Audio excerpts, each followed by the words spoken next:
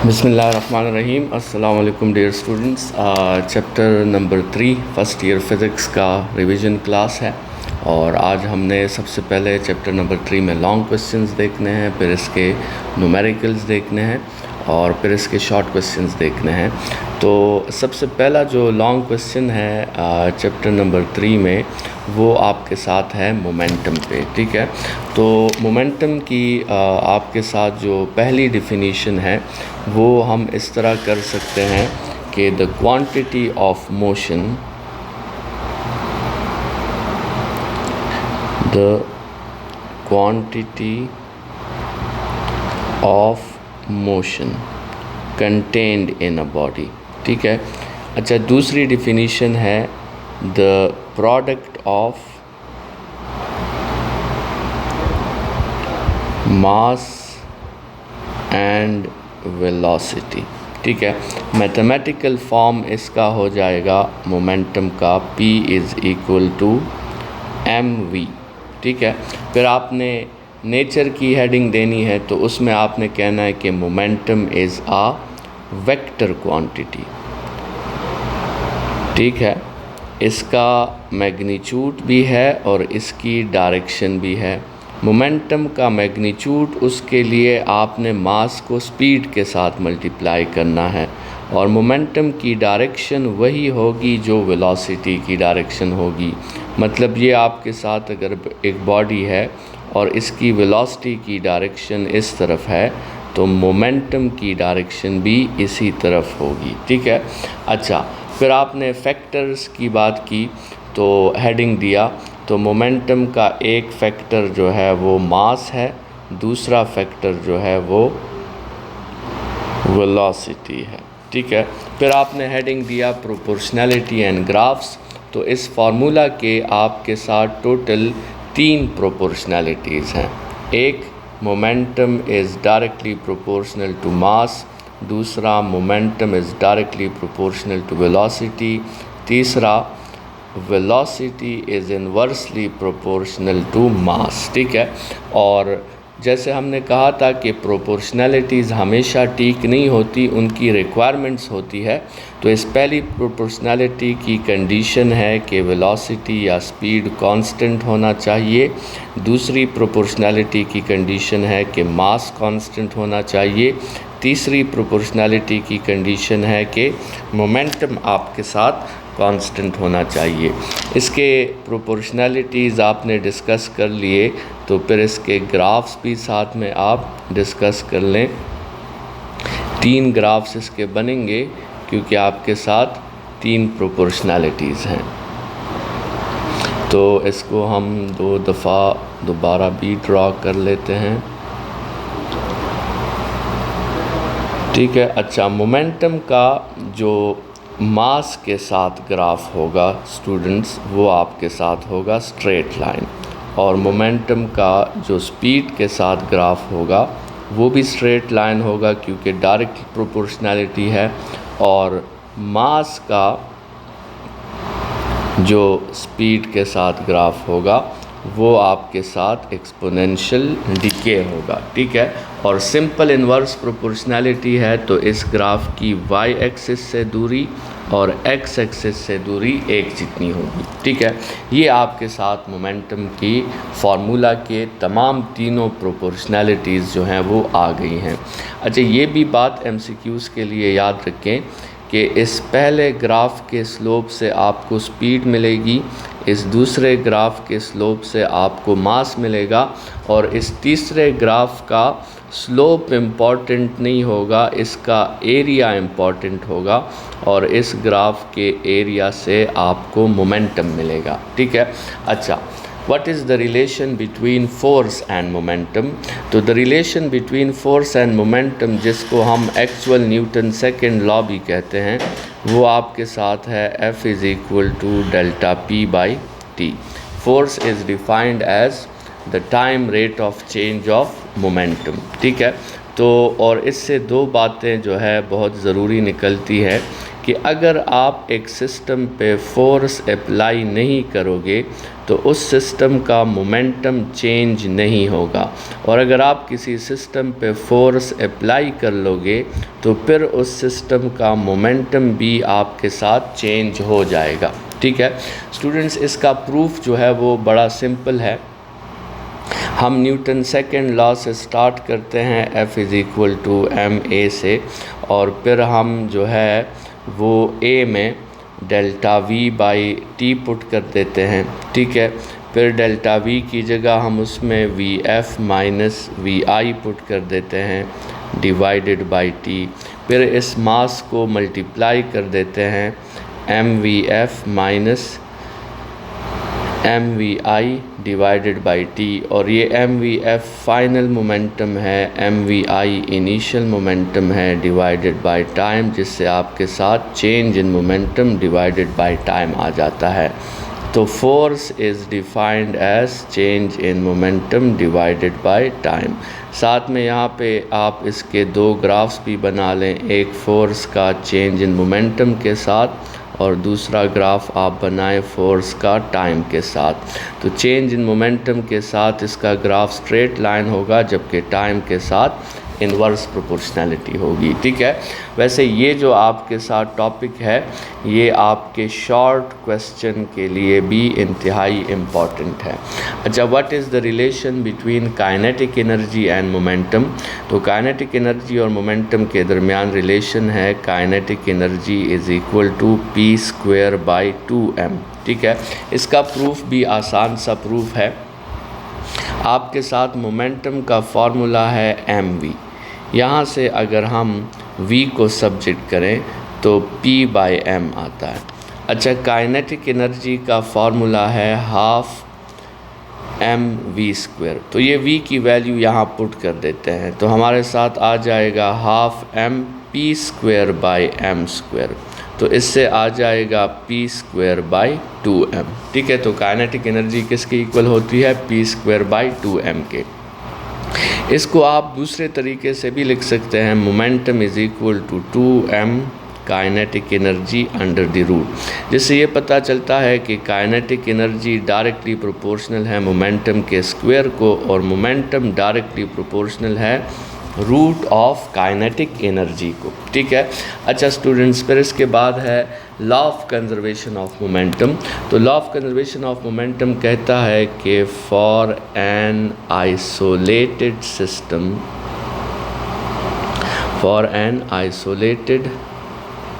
System momentum is always constant, initial momentum is always equal to final momentum। ठीक है, change in momentum is always zero, या the product of mass and velocity is always constant, या m1v1 is equal to m2v2, या फिर mass and velocity are inversely proportional.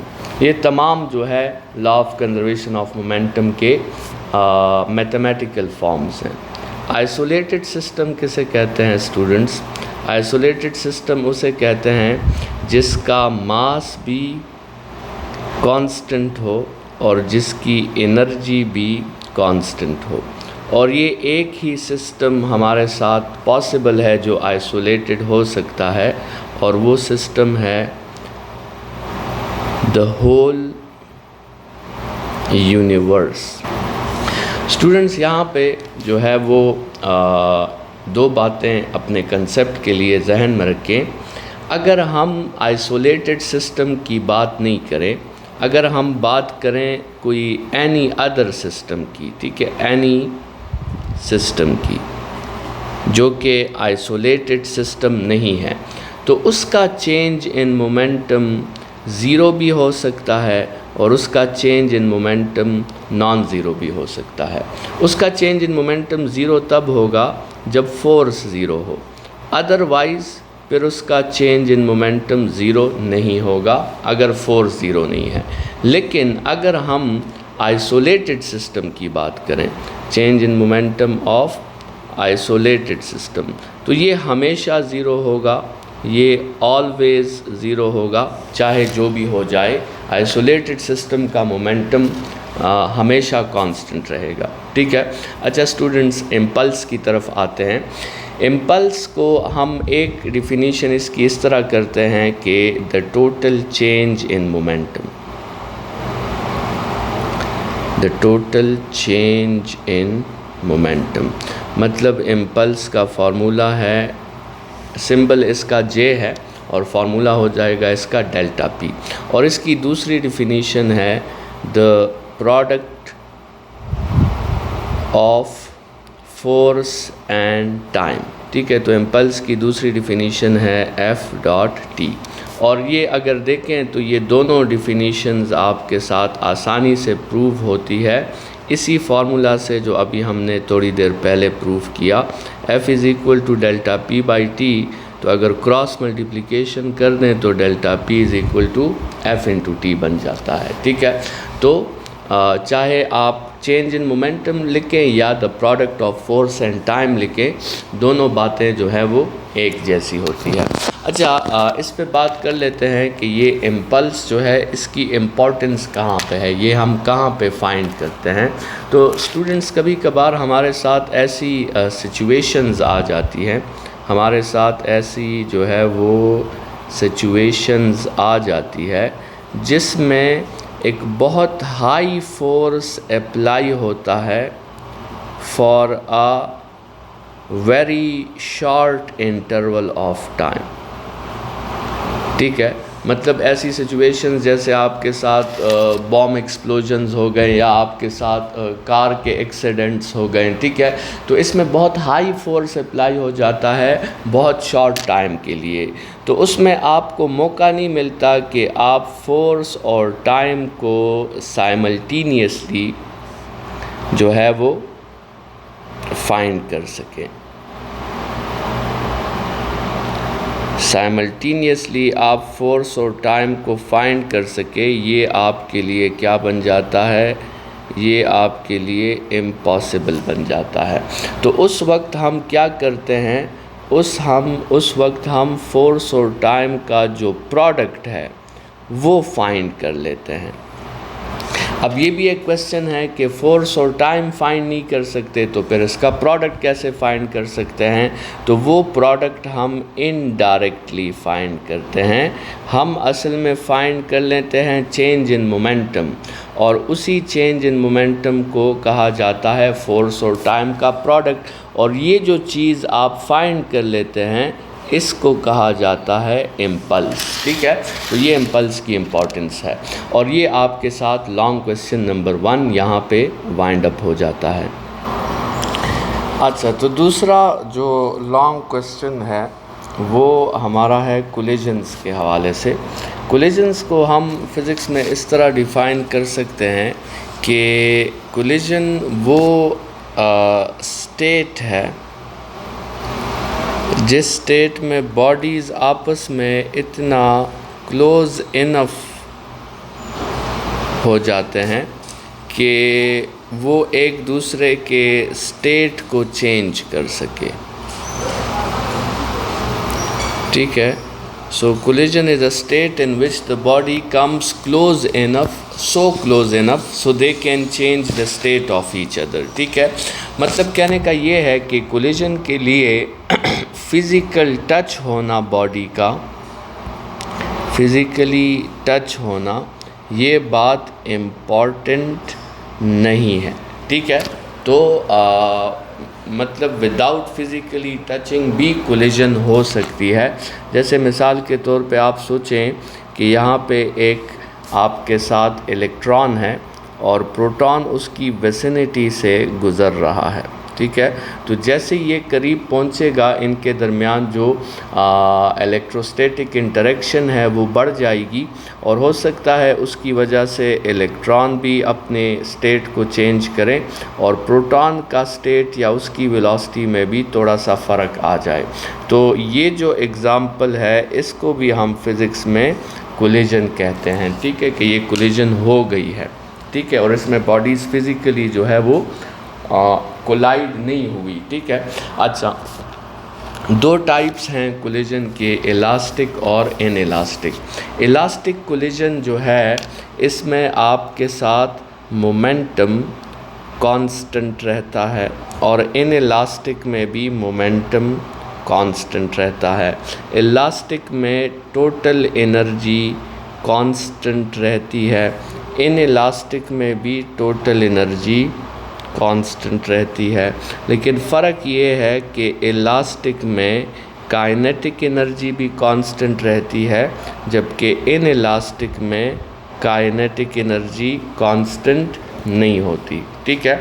अच्छा, अब जो है कुछ और जो है वो टाइप्स हैं जिसको हम वन बाय वन डिस्कस करेंगे। चलिए सबसे पहले हम इस इनइलास्टिक को थोड़ा सा डिस्कस कर लेते हैं कि इसमें काइनेटिक एनर्जी क्यों कांस्टेंट होती है, तो क्यों जो है वो चेंज हो जाती है। तो स्टूडेंट्स, इनइलास्टिक कोलिजन्स वो कोलिजन्स होते हैं जिसमें फ़िज़िकल टच ज़रूर इन्वॉल्व होता है। तो अब आप स्टेप बाय स्टेप समझें कि अगर फ़िज़िकल टच इन्वॉल्व होगा तो आपके साथ एरिया इन कंटेक्ट आएगा।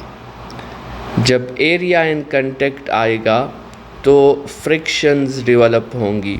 जब फ्रिक्शंस डेवलप होंगी तो फ्रिक्शंस के ख़िलाफ़ वर्क होगा, और जब वर्क होगा तो काइनेटिक एनर्जी का कुछ हिस्सा हीट में कन्वर्ट हो जाएगा, और इसीलिए initial kinetic energy final kinetic energy के इक्वल नहीं होगी, तो वो इनइलास्टिक कोलिजन कहलाता है। अच्छा, अगर आपसे कह दें कि परफेक्टली इनइलास्टिक है, परफेक्टली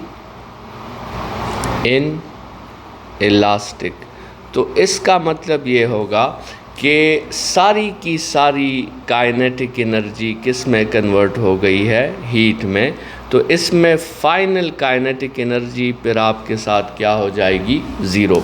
अच्छा, अगर आपसे कह दें कि नियरली इलास्टिक है,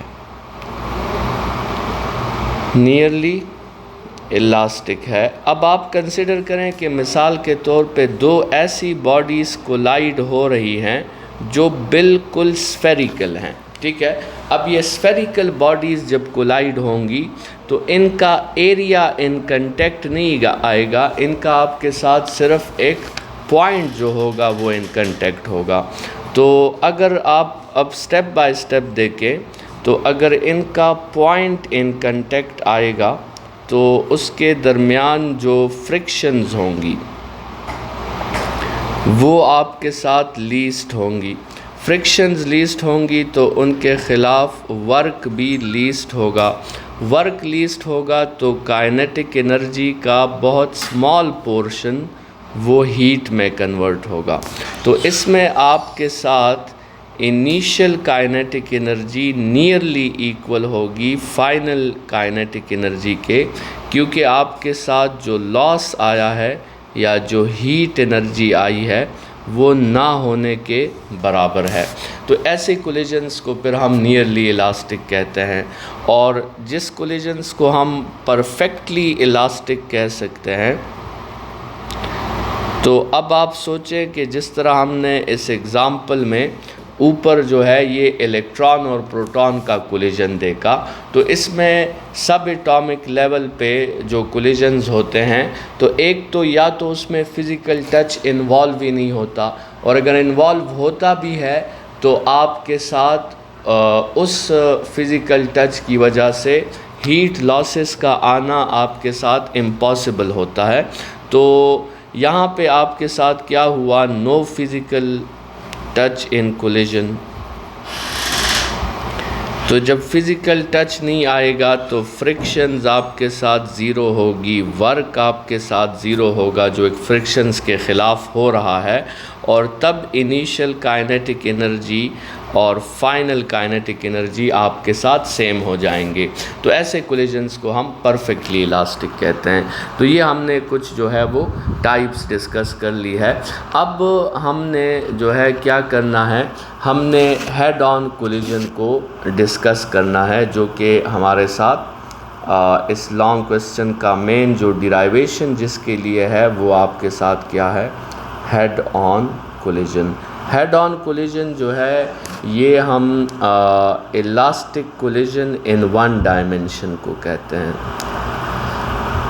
elastic collision in one dimension. ठीक है, तो सबसे पहले हम इसके लिए डायग्राम बना लेते हैं। कंसिडर करें कि आपके साथ दो बॉडीज़ हैं और वो यहाँ पे जो है वो कोलाइड होती हैं, और कोलाइड होने के बाद भी वो दोनों मोशन में हैं। ठीक है, एक बॉडी का मास m1 है, ये m2 है, ये m1 है, ये m2 है।